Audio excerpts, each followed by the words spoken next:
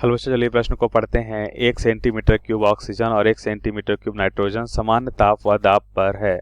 इन गैसें में अणुओं की संख्या का अनुपात क्या होगा? तो इस प्रश्न को समझने के लिए सबसे पहले हम प्रश्न की मुख्य अवधारणा को समझेंगे। तो हम यहाँ पे लिखते हैं मुख्य अवधारणा, और सबसे पहले हम देखेंगे या हम जानते हैं कि समान ताप व दाब पर सामान्य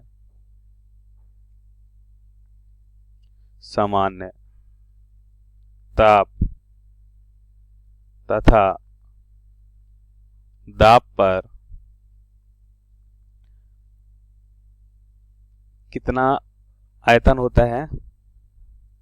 समान ताप व दाब पर हम देखते हैं कि 22.4 लीटर आयतन में 22.4 लीटर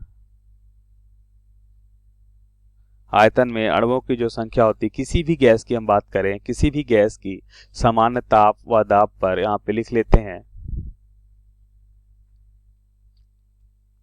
किसी भी गैस में समान ताप तथा दाब पर 22.4 लीटर आयतन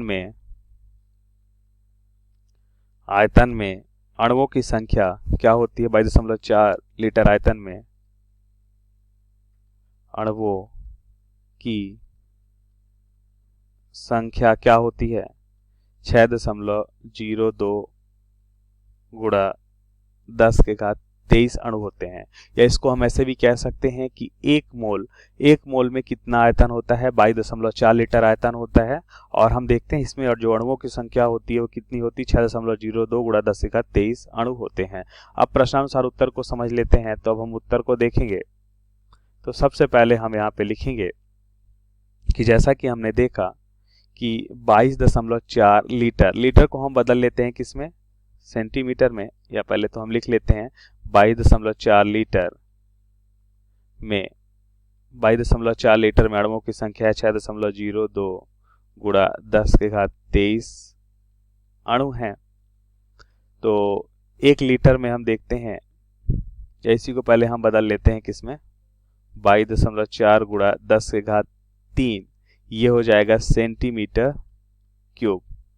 तो ये बराबर हो जाएगा 6.02 गुणा 10⁻23 अणु के। तो इस तरह से हम देखेंगे 1 सेंटीमीटर क्यूब में कितने अणु होंगे? 6.02 गुणा 10⁻23 अणु बटा 22.4 गुणा 10⁻3, इतने अणु होंगे 1 सेंटीमीटर क्यूब में। तो 1 सेंटीमीटर क्यूब में हमने देखा कि कितने अणु हमें मिल रहे हैं 1 सेंटीमीटर क्यूब में। इसको हल करने पे हमें जो मान मिलता है उसका मान है 2 लगभग मान निकालते हैं 2.7 गुणा 10⁻19 या 2.68 लिख लेते हैं। 2.68 गुणा 10⁻19 अणु हमें मिल रहा है 1 सेंटीमीटर क्यूब में। अब जैसा कि मुख्य अवधारणा में देखा कि सभी गैसों की हम बात कर रहे हैं, कोई भी गैस है उसके 1 सेंटीमीटर क्यूब में 2.68 गुणा 10⁻19 अणु होते हैं समान ताप व दाब पर।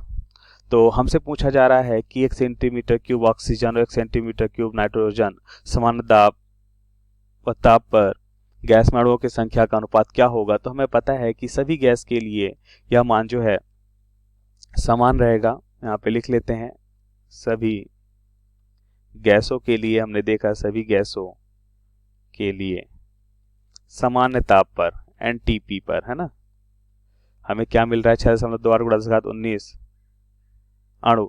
तो इनका जो अनुपात होगा वो क्या होगा? यहाँ पे हम लिख सकते हैं कि इनका अनुपात जो हमें मिलेगा, तो हम लिख सकते हैं ऑक्सीजन और नाइट्रोजन का हमें अनुपात निकालना है। तो n यहाँ पे लिख सकते हैं अणुओं की संख्या किसके लिए? ऑक्सीजन, और अणुओं की संख्या नाइट्रोजन। जो अनुपात होगा 1 सेंटीमीटर क्यूब में वो कितना होगा?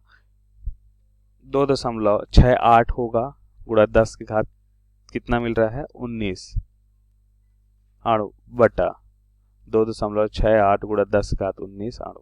तो इसका मतलब हमें अनुपात क्या मिलेगा? 1:1 मिलेगा। तो यह हमारे प्रश्न का सही उत्तर होगा। आशा करते हैं आपको समझ आया होगा। धन्यवाद।